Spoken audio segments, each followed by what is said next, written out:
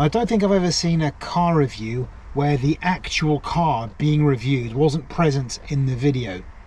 That would be very weird and silly, and it wouldn't make much sense.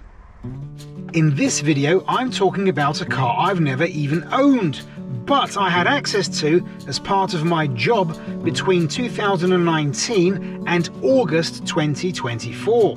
I used to work as a guide, shuttling people to and from the city of Porto and a very beautiful natural area here in Portugal every day, along a route that varied but was usually about 200 kilometers or 125 miles.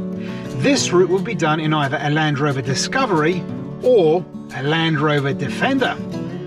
Now at this point I'd like to say that the enthusiasts that champion the Defender consider it to be the best car ever made of all time, and they adore it. Crossing paths with another Defender driver in a Defender leads to, like, you know, beeps and waves and thumbs up and all of that stuff. You're instant friends. In a given town, every Defender owner recognises all of the other local Defenders, and I even once worked with a colleague from the island of Madeira who shipped his Defender all the way from his native land, which is near the coast of Africa, to continental Portugal because he liked the car that much. At the company I worked for, everyone loved the Defender. Everyone would take selfies with it. Everyone would say it was the car they most wanted if they didn't have one already. And given the choice, it was the car that everyone wanted to use for our daily work. Everyone except me. I really didn't like driving the Defender. There was so much wrong with it, from the refinements to the comfort to the handling to the practicality. In the city it was horrible to drive. The clutch was so heavy that after the first full day of driving the Defender, I got back into my C5, pressed the clutch, I thought, oh no, it's broken. Because yeah, the Defender's clutch is so heavy and leaden that the difference was enough for me to think that the clutch cable was broken. The steering was heavy. I don't even know if it was assisted, but it didn't feel like it. Using the gear knob meant smashing my knuckles into the dashboard every time I put the car into first, third or fifth. And even though the car had that very square shape and the contours of the car were easy to judge, visibility was awful and the turning circle was dreadful, so it was a pain to manoeuvre in tight spaces. Out on the motorway, God, it was absolute torture. Refinement was non-existent, so the engine roar was deafening, but at least it served to drown out the wind noise, which was also very loud indeed. Going above 100 kilometers an hour was a challenge, let's say, because of the weight of the car and the fact that it was as aerodynamic as a van going backwards. Then on the European equivalent of A and B roads, our Strada Nacional as it's known locally, it was as slow as a crippled sloth. Because it handled so poorly, you had to take the twisties really gently. On top of all that, it was very uncomfortable, very cramped, which is weird considering the massive footprint. The ergonomics seemed to have been designed for alien apes. For example, the heater controls were to the left of the driver, which in a left-hand drive car isn't practical, which means only the driver can use them on the move. And it wasn't too practical either, because the storage areas were a bit all over the place. There was no actual glove box, there were no door bins, and the boot was either for people or luggage, but rarely both at the same time. And if it was just for luggage, then you'd have to like perch it on the seats, but then it would fall on the floor, but then it would like go under the seats in front. It was an absolute nightmare, not practical at all. Our particular examples were late 90s Defender 110 TD5s, one of which had the uber luxurious addition of air conditioning and electric windows up front.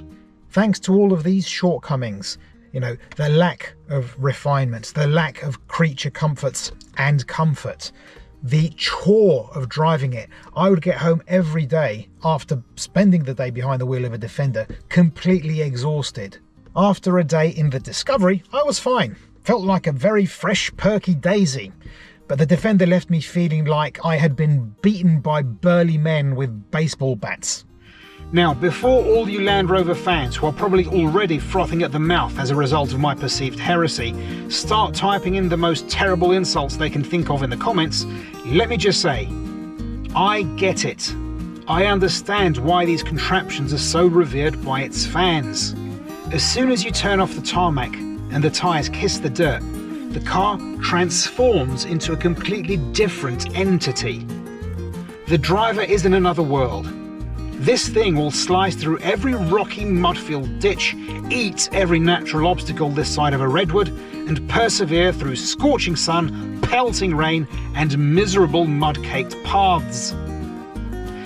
Passengers on our tours would forego the comfort of our other Land Rover model, the Discovery, to ride in the Defenders because they had the air of being the epitome of off-road activity and fun. If you want to look like you're on an off-the-beaten-track, excitement-filled holiday, just take your picture in front of a Land Rover Defender. Nothing screams adventure more than that.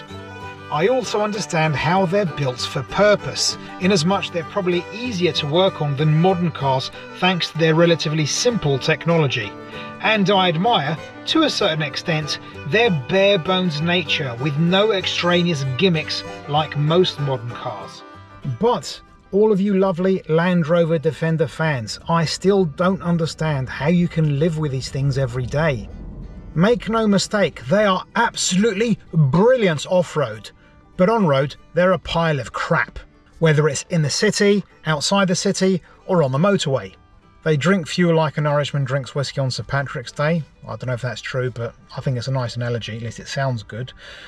They're not particularly reliable, as Land Rover Defender owners themselves admit, and they are durable, but only if you're really willing to spend a lot of cash on them. But I suppose that could be true of any car. Now, if you do drive a Land Rover Defender as an everyday car, then you're much braver and at least better built than I am. Personally, I'd keep it stored until it was time to, go trekking across the countryside and use a normal, comfortable, civilized automobile to, drive to the shops and things like that. Speaking of driving, click on the video above for a video about driving and click on the video below for something completely different. Thanks for watching, please like and subscribe, and I hope to see you in a future video.